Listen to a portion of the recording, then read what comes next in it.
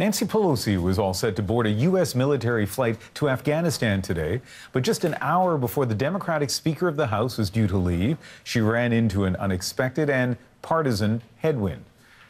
As Paul Hunter reports, it's the latest presidential volley in the increasingly nasty war over the wall. It was quickly labeled a childish, petulant, passive-aggressive act of pure retribution, courtesy Donald Trump. It's petty, it's small, it's vindictive, it is unbecoming a president of the United States, but it is unfortunately a daily occurrence. As government buses today sat idling on Capitol Hill, waiting for a congressional delegation to begin a trip to go visit U.S. troops in Afghanistan, key among those traveling, senior Democrat and Trump foil Nancy Pelosi, the U.S. president today fired off this letter. "I'm sorry to inform you that your trip has been postponed," he wrote, calling it a public relations event that is totally inappropriate. In short, Trump denied Pelosi use of military aircraft. Wrote Trump, Pelosi could always go by flying commercial. We need strong borders. Yes, it all comes back to Trump's demand for that border wall, something he repeated again today. A singular demand that's forced the partial government shutdown that's left hundreds of thousands of U.S. government workers without pay for nearly a month. Trump won't end it unless Democrats agree to fund an extension of the existing border wall, something they see as an ineffective, wasteful way to secure the border. With the two sides dug in on that, Pelosi took a dramatic step yesterday, all but uninviting Trump to this month's big State of the Union address. This is last year's address. Trump's move today is widely seen as payback for Pelosi trying to take this kind of spotlight away from him.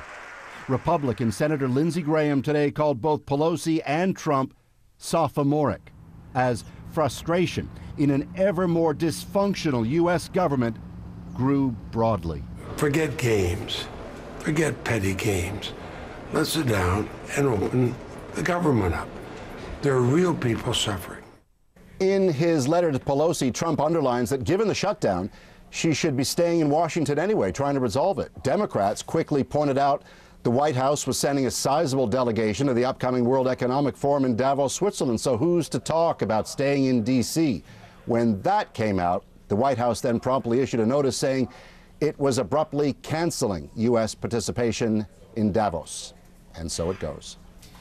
And while this back and forth was going on, Paul, as always, the Russia file never far from the surface. What's going on there? Yeah, this is a weird one. How many times have you heard, Donald Trump and or his lawyer, Rudy Giuliani, say there's been no collusion with Russia, right? Well, last night on CNN, Giuliani seemed to hedge on that, seeming to suggest Trump did not, but that maybe the Trump campaign did collude.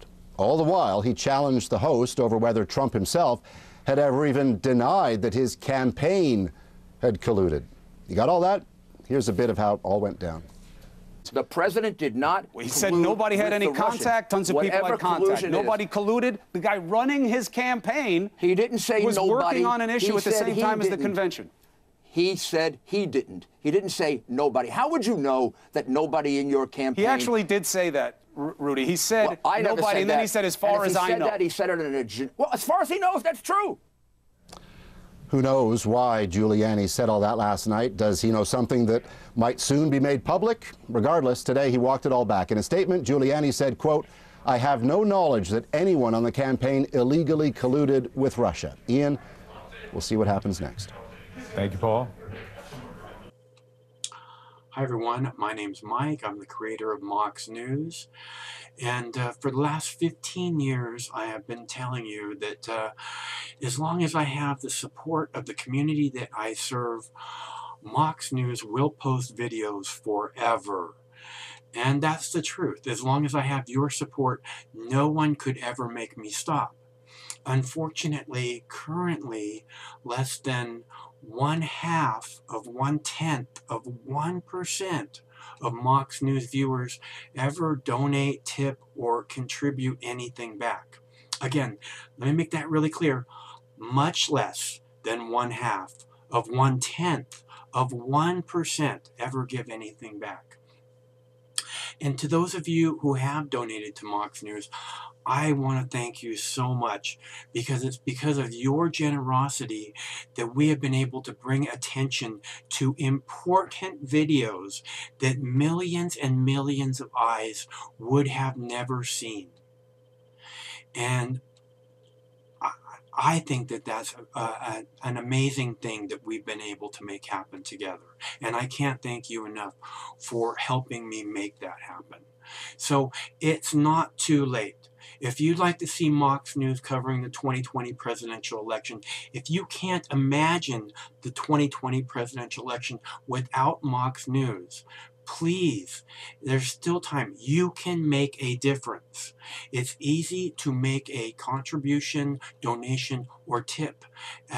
You can go to moxnews.com, or in the text body of this video, there are clickable links to the Patreon page or to the PayPal page.